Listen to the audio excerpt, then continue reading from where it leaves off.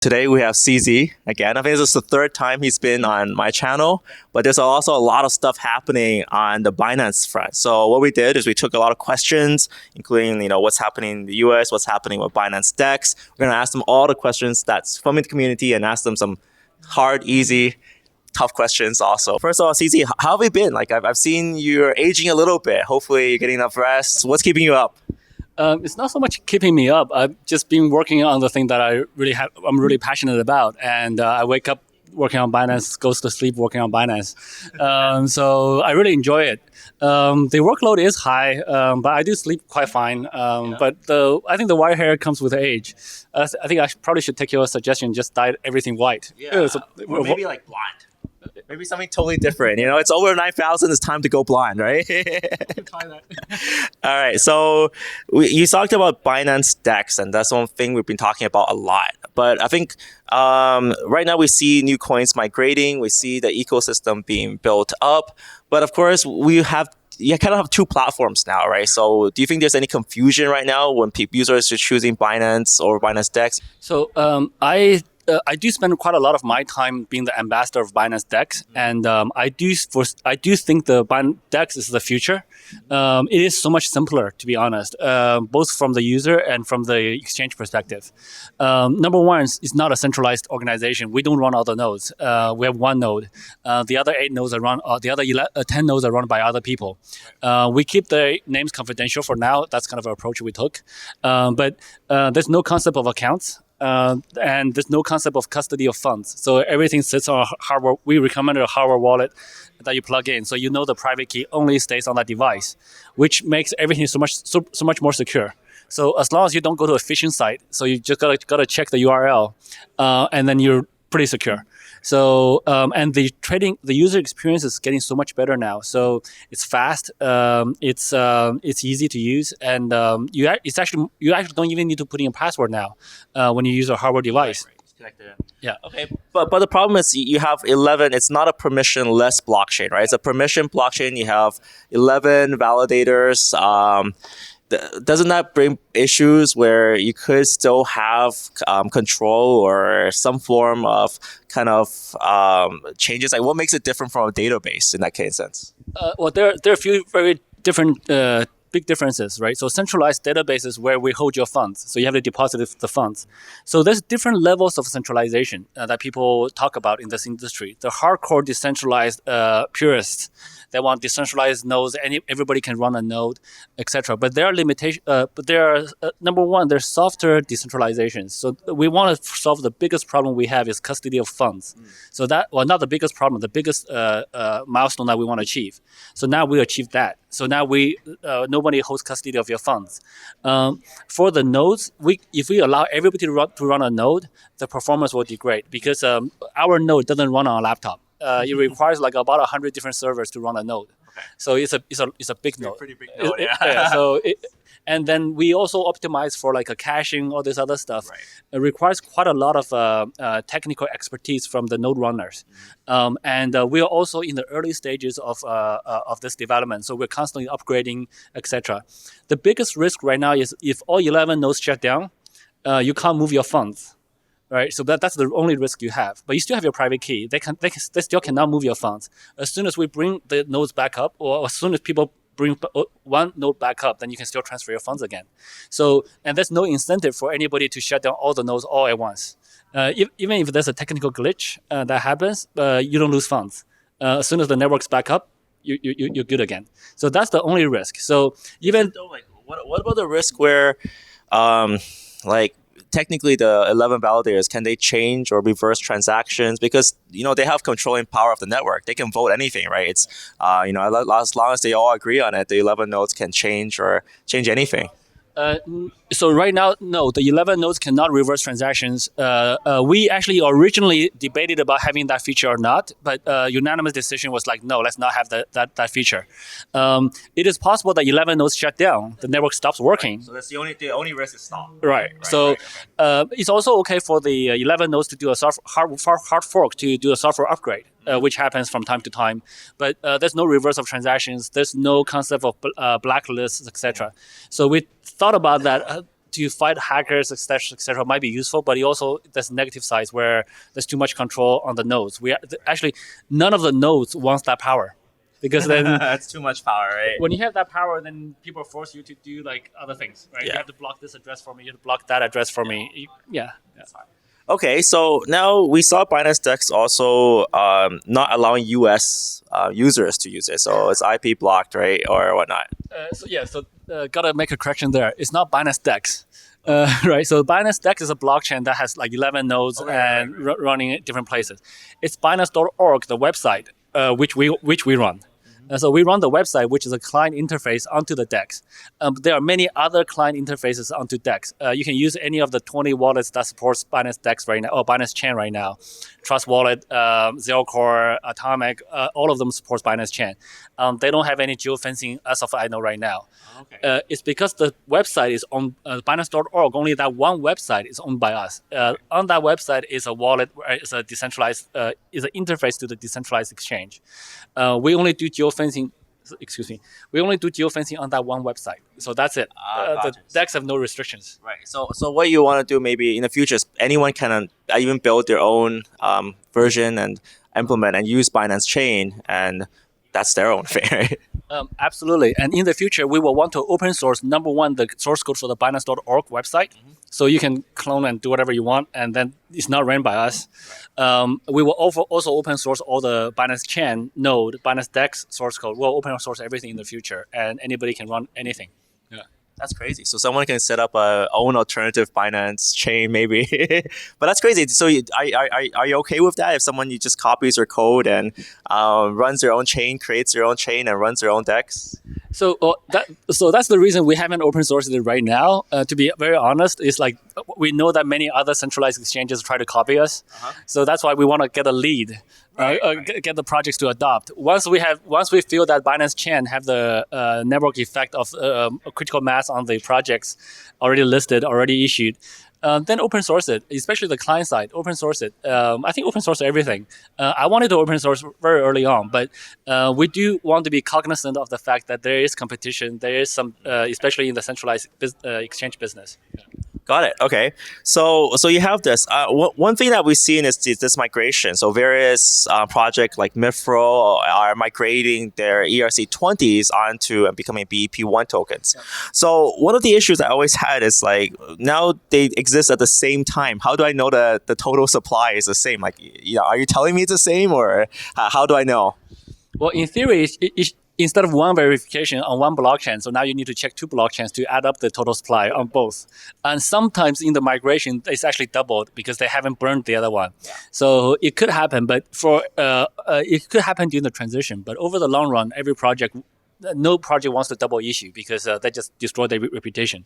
They don't become richer. So, I think that's just a transitional issue, but I don't think it's a long-term problem.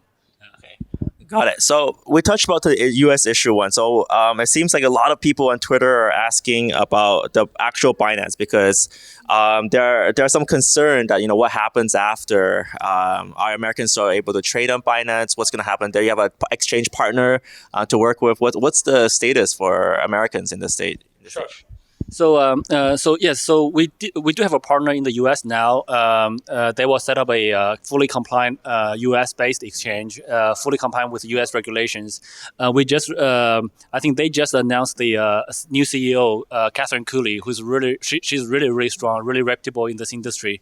She came from Ripple, right. So it's great that we are able to have her as our partner now. So I think before we actually have never really targeted the U.S. market. So now this is the first time we're actually actively targeting the U.S. market, and we want to provide a really good service together with our partner there. There's still some uncertainties here and there, but and there will also be issues here and there. But as history has shown, we will deal with every issue to the best we can, and hopefully we can provide a valuable service to the U.S. users. Okay. So right now, I think American users can use Binance. Are they going to be blocked off from actual Binance.com? Well, I think basically right now we have never really targeted the U.S., but the U.S. Regulators typically require services like ours to actively block U.S. Access. So we are complying with that. For the users who are using us, we recommend them to move their assets onto Binance.us when that's available, or any of the other existing exchanges if they wish to continue to do that. But again, I want to clarify that's not our decision, right? It's not like we decided to stop servicing them. It's that we should never be servicing them. We were never targeting them, and we don't have a choice here. Right. Okay. So we don't want to be breaking any laws. We don't want to be going against any regulators. If they want to complain, they should really be talking to their senators, legislators. They should go through their legal the process. Complaining to us doesn't really change anything. We're powerless. We don't have any decision power here. Okay. Yeah. So the other issue here is what coins will be listed on the US version? Like, it will be the same thing, or would it be different? I think there will be some differences, to be honest. There will be a smaller selection of coins because the U.S. regulatory landscape is a little bit more strict. I think BAM Trading Services is still working through the list. I actually have not seen the final list myself. They are working through it, but it will be a slightly smaller list for sure. Okay. All right. So hopefully we'll catch up, and hopefully that becomes clear. So I'm just going to follow through some questions. So thank you everyone who asked on Twitter and stuff for what questions to ask CZ. So this is a fun question. Who are your early / now mentors? So who do you look up to right now in the space, or before, or early on?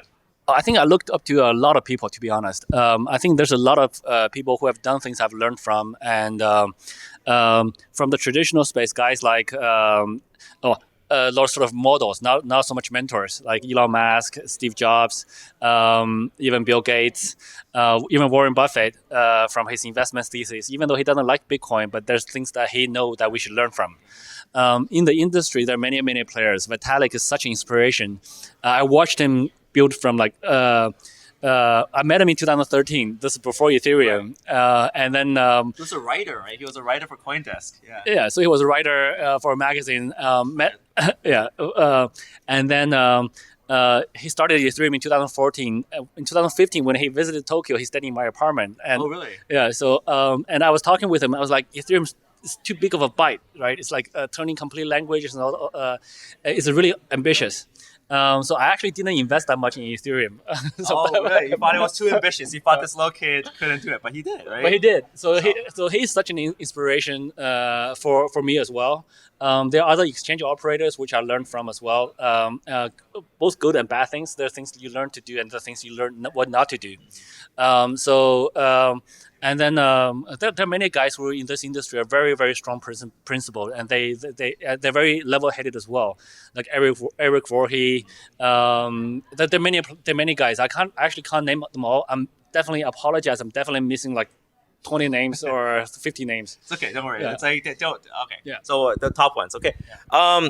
The other question is, like, now that Binance has a big role in this whole coin to coin market, like, how do you feel like we can get more value from this? Like, one of my biggest concerns, I feel like, is we have lots of like smart contract platforms. It's like building a lot of roads, lots of roads, but we don't really have that many users.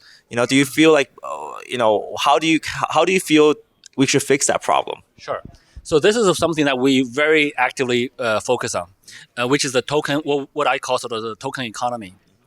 So yes, as you said, we're kind of the infrastructure. We're kind of TCP/IP level for the internet, and we're kind of building the roads. What we need really now is people who are building applications, like I don't know, from games to chatting apps to social media to wallets to something people use. Right? Something people use, right? For people.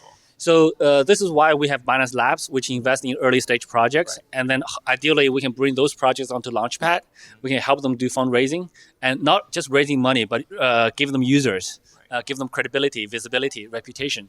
And then also we can list them, giving them more liquidity, more users. So this is the things that we can help the other projects grow. So we see ourselves as like the soil that other plants grow on. And I think that's really critical for this industry to grow. So we're very actively looking for real applications, even games, stuff people play with, spend time on.